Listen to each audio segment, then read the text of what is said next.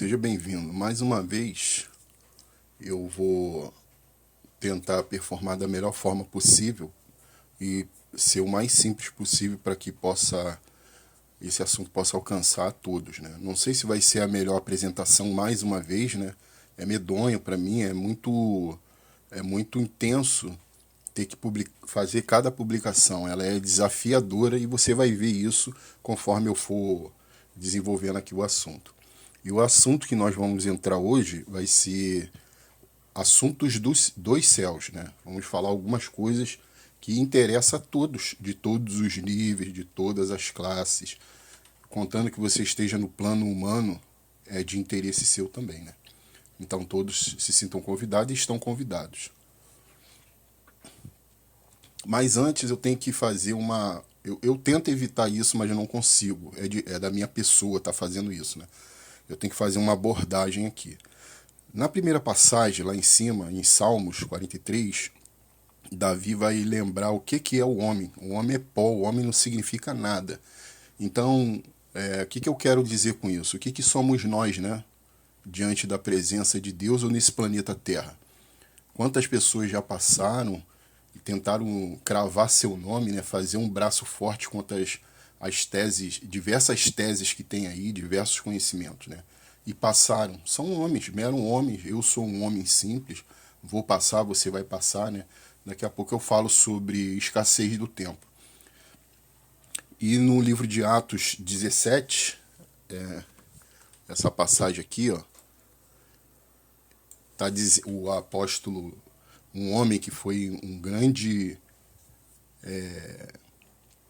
participador, né, que é chamado de apóstolo, é mensageiro. Ele falou lá na Grécia, né, em Atenas, ele disse o seguinte, que de um só homem Deus fez todas as raças, né? Então, tá escrito, né, tá cravado lá. E no último aqui,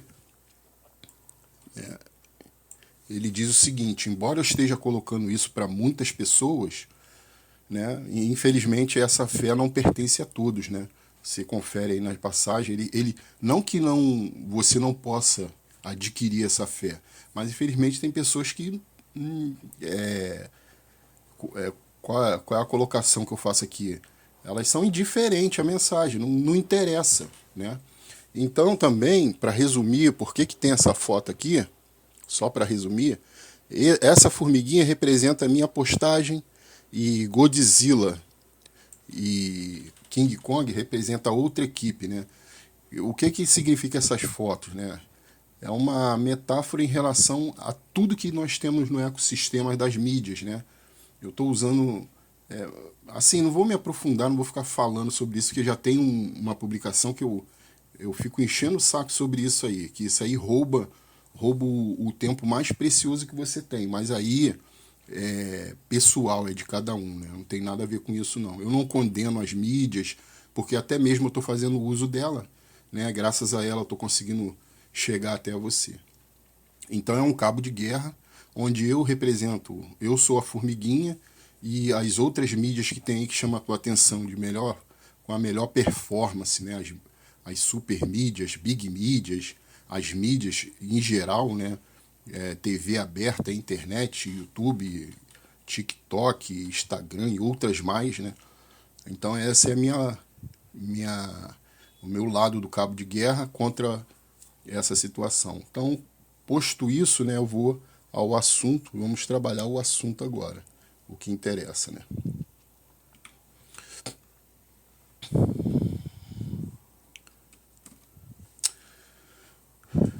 Então eu vou colocar aqui na tela aqui, vou colocar na tela o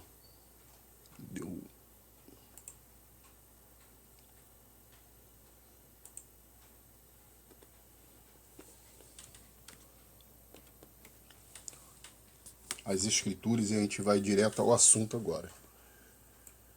Então eu vou trabalhar de forma atemporal dentro da leitura. Eu vou no meio da leitura e depois volto para o início da leitura para ir trabalhando a sugestão do pensamento. Então eu quero compartilhar com você a partir daqui, ó, desse versículo desse versículo 11. O que eu estou fazendo? Aqui.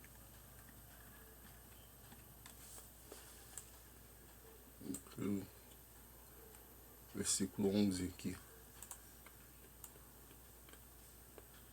Até o 13, né? Até o 13. Então, Jesus, quando ele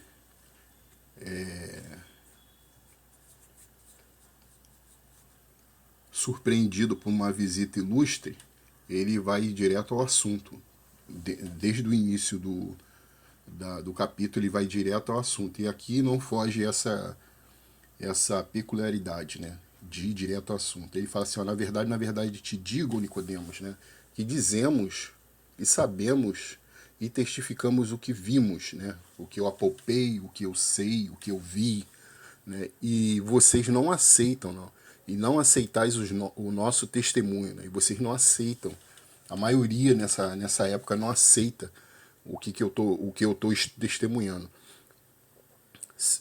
Jesus fala isso diversas vezes dentro dos registros bíblicos, né?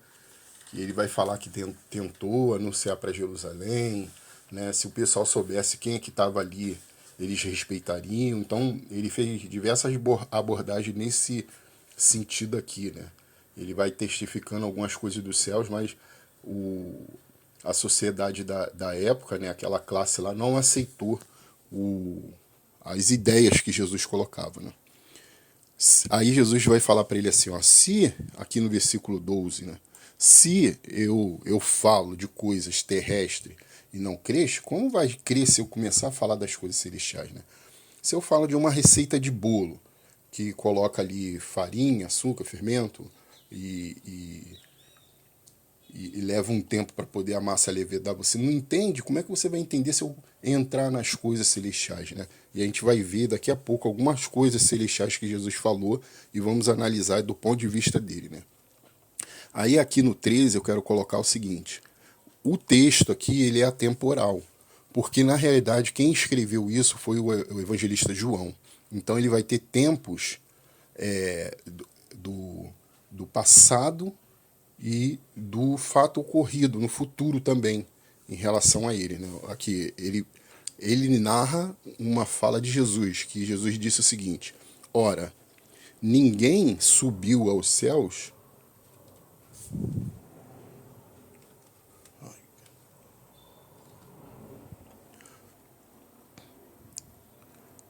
Aqui, ó.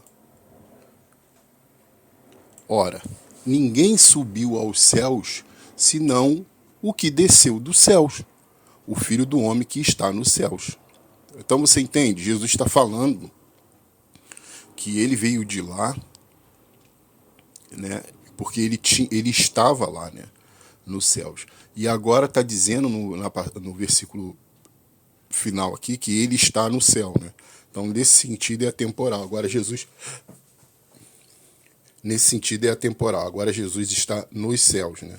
Como a gente pode ver na carta de Atos, né? Que eles fazem o relato de Jesus ascendendo, né? Subindo aos céus, né?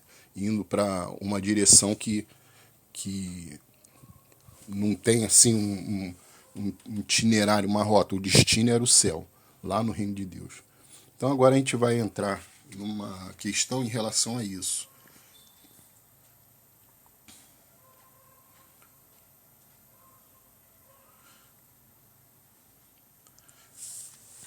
Veja comigo aqui, ó. Esse é mais um trecho de um dos episódios de ensino de Jesus, né? Jesus vai falar que na casa do meu pai há muitas moradas. Se não fosse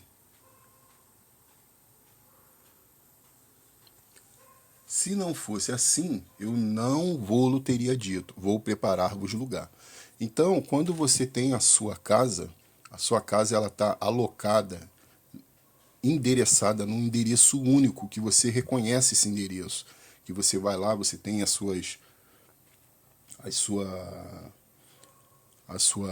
o reconhecimento da divisão lá da sua casa, a sala, a cozinha, o banheiro, né? Você tem lá seus aparelhos domésticos, você reconhece a sua casa. Então Jesus está falando aqui na casa do pai dele. Então Jesus não está falando em outro lugar diferente. O endereço é único, é lá na casa do pai dele, né? E Jesus está dizendo que vai preparar um lugar lá para esses homens. E não só para esses homens. Todos aqueles que creem em Cristo Jesus estão destinados a esse endereço. E Jesus vai falar aqui no versículo 3, olha só o que ele fala. E quando eu for e vos preparar lugar, virei outra vez e vos levarei para mim mesmo, para que onde eu estiver, esteja vós também. Eu acho que fica bem assim, compreensivo, né? Que Jesus vai vir e vai levar. Ele repete praticamente o texto inteiro. É um endereço fixo, né? Ele vai preparar um lugar, né? Senão ele não teria dito isso. E ele volta para pegar de novo esse pessoal, né? Ou seja, os que creem nele. Então aqui fica nula a ideia de uma nova arquitetura, uma nova ordem no planeta Terra. Não existe isso. Tem uns grupinhos aí que ficam afirmando que vai vir um novo céu, uma nova terra aqui no planeta Terra. Não é disso que ele está falando, né? Lá é um outro tipo de termos, né? E tem que analisar os textos no contexto lá do que está sendo escrito, né?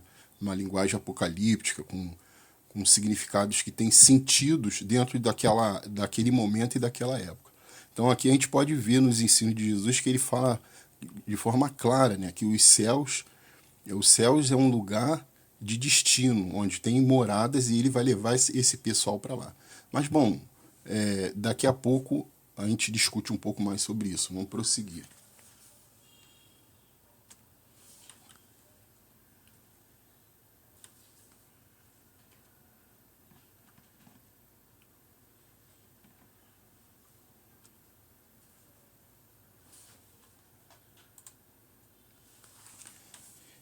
Então eu estou colocando três indagações aqui, né, para que você possa refletir junto comigo, né?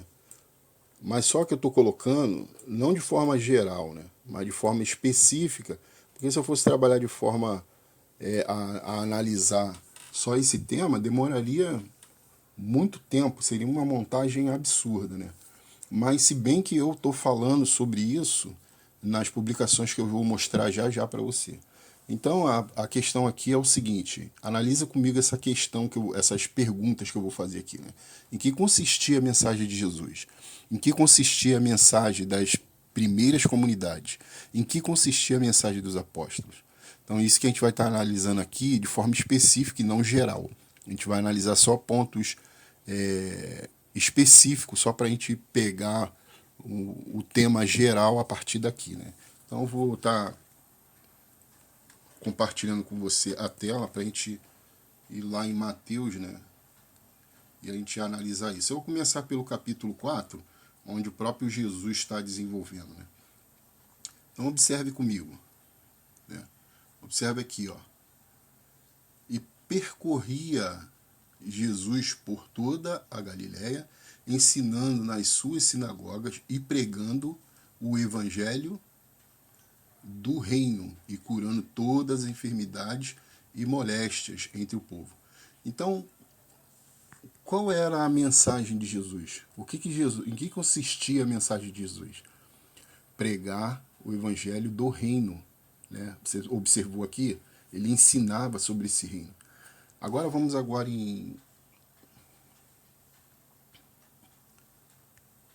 em João capítulo 3 aqui, e vi aqui que o primo de Jesus também, ele estava empenhado nessa mesma missão.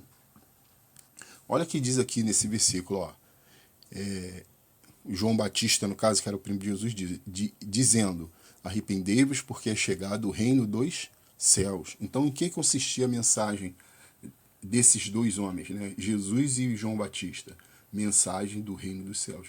Agora nós vamos desenvolver aqui. Eu criei aqui uma arte aqui para a gente ir desenvolvendo aqui.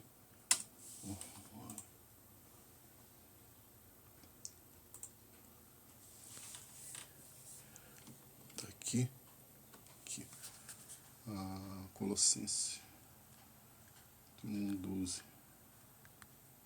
11, 12, 12, 13, 12, 13.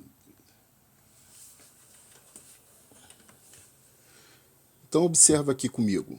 Esse gestor, que era o apóstolo, né, chamado de apóstolo Paulo, ele doutrinava as comunidades e levava uma mensagem. A gente vai ver isso aqui nessa área aqui, a gente vai ver isso com mais intensidade, né? Então aqui, vamos analisar aqui um dos argumentos que ele usou com a comunidade de Colossenses, né? Ele instrui eles nas seguinte questão, ó, dando graças ao Pai, que nos fez idôneos para participar da herança dos santos na luz.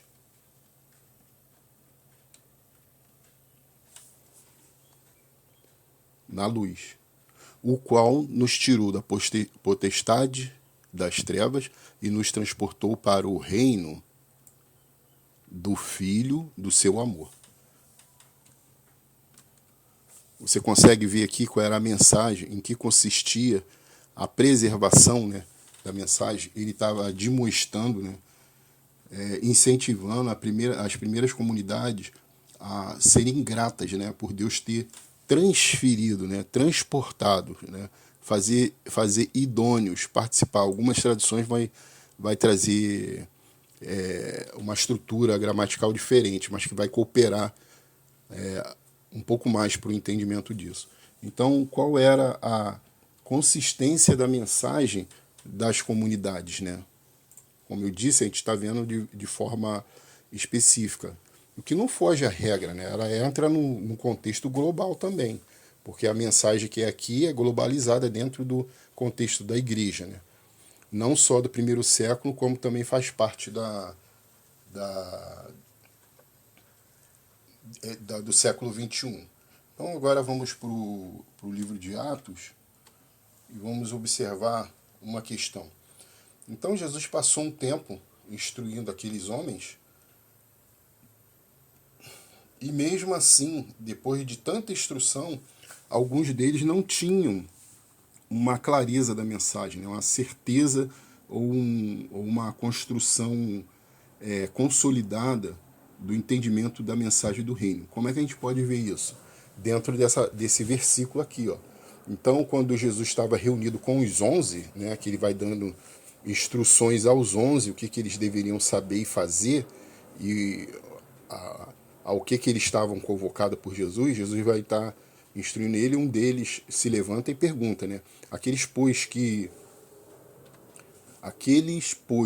haviam reunido perguntaram, né, dizendo: Senhor, restaurarás tu neste tempo o reino a Israel?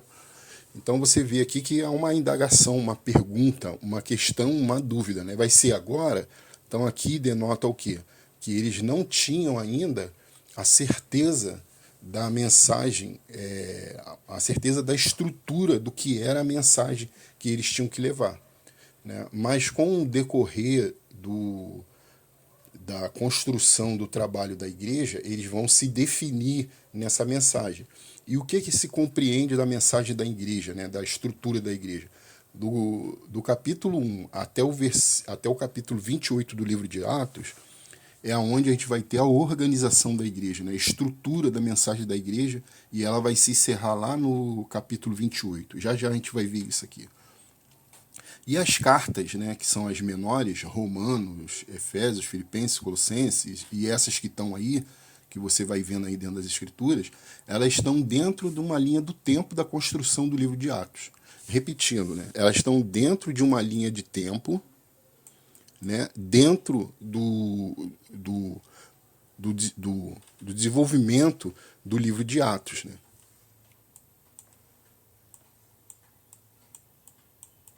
Então, esses tracinhos amarelos aí significam as cartas, os eventos, né, que vai acontecendo em cada cidade, em cada vilarejo, né, em cada construção dessas cartas aí. As cartas estão dentro dessa linha de tempo aí. Agora a gente vai lá no capítulo 28 para ver em que consistia a mensagem, né, do apóstolo Paulo. Se bem que a gente já viu uma pequena parte lá no livro de Colossenses. Então você pode observar aqui, ó, o que aconteceu.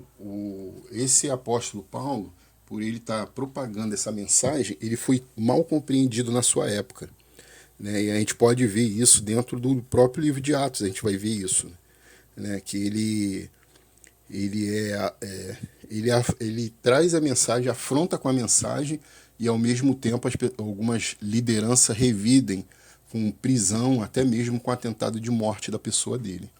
E ele vai se encerrar no livro de Atos como um prisioneiro, mas ele ganha liberdade por um tempo, né, para ser julgado ainda. Aí ali encerra os registros do livro de Atos. Depois eu vou fazer outras considerações. Então aqui,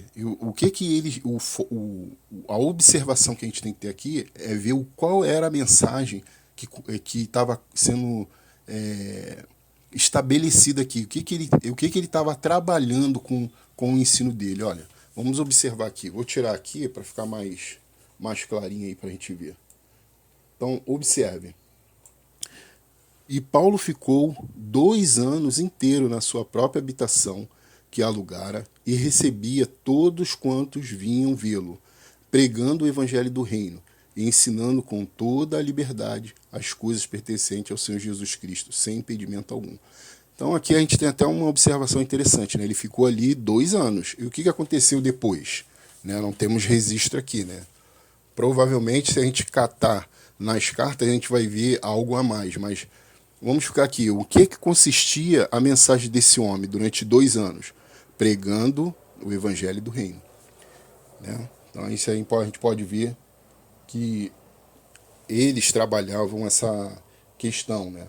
Em que consistia a mensagem de Jesus e de João Batista, a mensagem do reino? O que consistia a mensagem das primeiras comunidades, a mensagem do reino? O que consistia a mensagem no livro de Atos, né? E do apóstolo Paulo, mensagem do reino? Tá vendo como é que está bem consistente, bem direcionada? Mensagem do reino é que é mais importante. E qual a mensagem que deve ser importante agora para a gente? Do reino. Então vamos ver mais algumas coisas, né? Daqui a pouco, no fechamento, eu encerro sobre a questão do reino, onde eu vou ser um pouquinho mais forte e vou ir um pouco mais profundo em relação a essa mensagem. Mas antes, deixa eu fazer essa colocação aqui. Eu já fiz uma publicação na internet, ela está aqui, né? Aconteceu um negócio comigo, eu perdi meus arquivos, eu não tenho muito recurso, né? Mas eu lancei essas publicações, elas estão na internet, né? Então o que acontece? Deixa eu fazer aqui um ressalto e uma permissão de desculpa, né? O meu microfone ele é muito sensível, né? Eu não vou te explicar como é que é as técnicas que eu uso para poder editar. E eu não percebi na construção da mensagem do reino, eu não percebi que o ventilador estava ligado e o microfone estava captando o vento do ventilador. Então a publicação ficou horrível. Mas, para fins de conhecimento e informação, eu publiquei eu postei essas publicações, elas estão lá para que você possa, né, se inteirar e conhecer. Mas assim que for possível, né? Não sei quando é que vai ser ou se eu vou conseguir fazer, né? Eu vou recuperar essas postagens, né? Claro que vai ficar um pouco diferente, né? Vai mudar a fala, talvez eu melhore mais, eu não sei, mas no tempo hábil eu vou poder recuperar essas publicações, né? Mas enfim, aqui eu não vou entrar em detalhes não, porque já está lá na frente, tem publicações que explicam isso daqui. Eu só queria falar sobre isso aqui.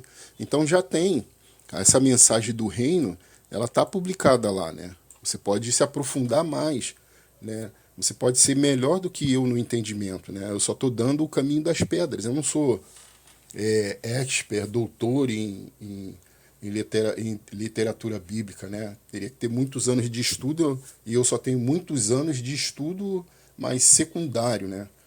por mestre que passaram por mim, que me ensinaram muita coisa. Então eu peguei o que eu consegui pegar, né, na qualidade daqueles mestres.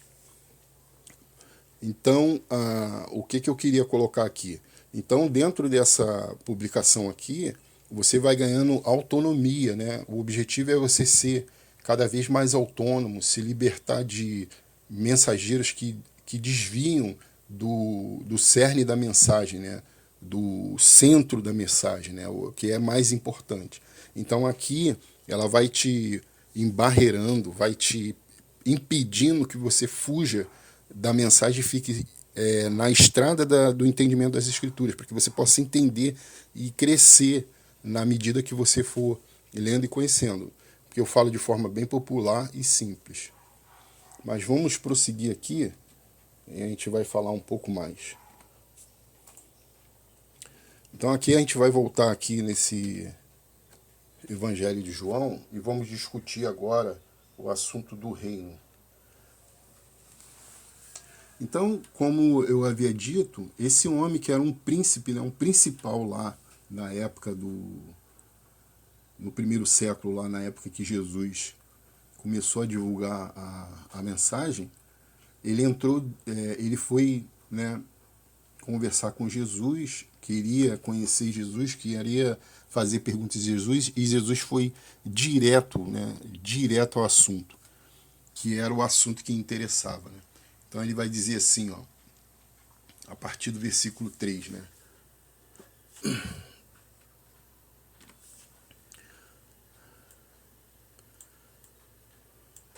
Respondeu e disse-lhe Nicodemos,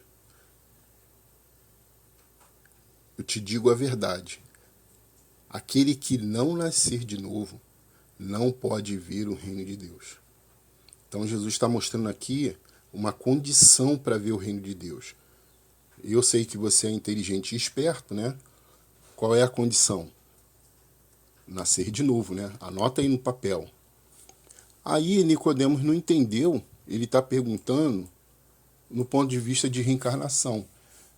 Aí não entendeu, né? E falou assim, olha, como pode eu sendo um homem já de idade, velho, né? Vou voltar de novo para o ventre da minha mãe e nascer de novo? Jesus não está falando de reencarnação. E como é que a gente pode entender isso? Lá em Colossenses, o grupo que estava lá, eles tinham que agradecer por Deus ter transferido eles para o reino do Filho de seu amor.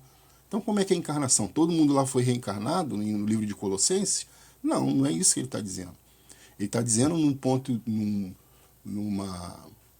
numa condição espiritual, né? Uma condição de fé, de você aceitar a mensagem que Jesus está entregando.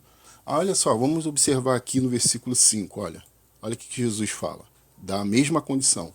Jesus respondeu para Nicodemos, né? Ó Nicodemos, aquele que não nascer da água e do Espírito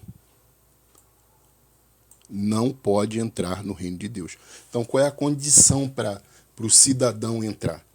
Seja você PhD, universitário, 10 faculdades, 5 doutorados, você expert em arqueologia, em ciência da religião, em filosofia, em história, em geografia da religião, todos no mesmo patamar, seja homens simples ou homens sábios, todos têm que vir cumprindo o mesmo requisito que Deus construiu, que Jesus conquistou, que o Espírito Santo ensinou os apóstolos, que os apóstolos ensinaram aos homens e de acordo como está na palavra. Todos têm que vir cumprindo o mesmo requisito. Você não vê se você não nascer. Você não entra se você não nascer. Não nascer como? Agora é que entra a questão do manual, a questão da fé, né? E isso é trabalhado dentro daquela questão que eu coloquei ainda há pouco, aquele painel colorido. Jesus vai falar aqui, ó. Olha o que Jesus diz aqui, ó. O que é nascido da carne é carne, e o que é nascido do Espírito é Espírito. Então, eu falo lá numa questão substantivo próprio, né? Nome de pessoas. Então esse Espírito aqui é o Espírito Santo. E a gente pode ver dentro do livro de Atos que o Espírito Santo é um ser atuante. Ele fala, ele ouve, ele age, ele seleciona, ele participa com os homens, né, na seleção de certas tarefas. E eu me atrevo a dizer também que ele orienta esses homens a escreverem, né? Eles, tipo assim, eu vou dizer de forma figurativa, né? Ele senta com os apóstolos e fala assim, ó, escreve isso aqui, tu lembra que aconteceu isso aqui? Ah, sim, me lembrei, então escreve aí. Aí João vai lá e começa a escrever, né? E o apóstolo Paulo, olha só, vai devagar, quem está no comando aqui sou eu. Você tem dons, é porque eu cedo para você, não é porque você é poderoso, não. Então Paulo tem que se submeter ao Espírito Santo, os apóstolos, e você também tem que se submeter. Como? Através dos escritos. É ele que elaborou esse escrito. Aí a questão é de fé, né? Vai de cada um. Eu não vou, como eu disse aí, na multidão do ecossistema das multimídias, eu não sei que se você que está assistindo agora, que está ouvindo, não sei se as outras pessoas vão ter tanta sorte, né, de chegar até aqui e entender isso como você entende, né? Por isso que eu falei no início, a fé não é de todos, né? Não porque ela está impedida de ter a fé, mas porque às vezes ela não não não tende para querer entender, né? Ela não consegue achar essa liberdade, esse entendimento que você está achando agora. Então, quem vai atuar no nascimento é o Espírito Santo. Aí é uma outra história, demora muito explicar. Eu só vou explicar de forma aqui superficial. Então, ele vai atuar. Como? Aí você tem que ser grato quando você entender, fazer como o povo de Colossenses, né? Ser grato, agradecer a Deus que transportou você do ministério das trevas para o reino do Filho do seu amor. Quando você entender isso, você tem que viver uma vida e ter uma consciência de gratidão.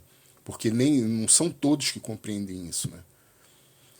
Então, por isso que eu estou produzindo esse material. Não sei se eu estou produzindo da melhor forma possível, mas eu estou tentando fazer o meu melhor dentro do que eu posso.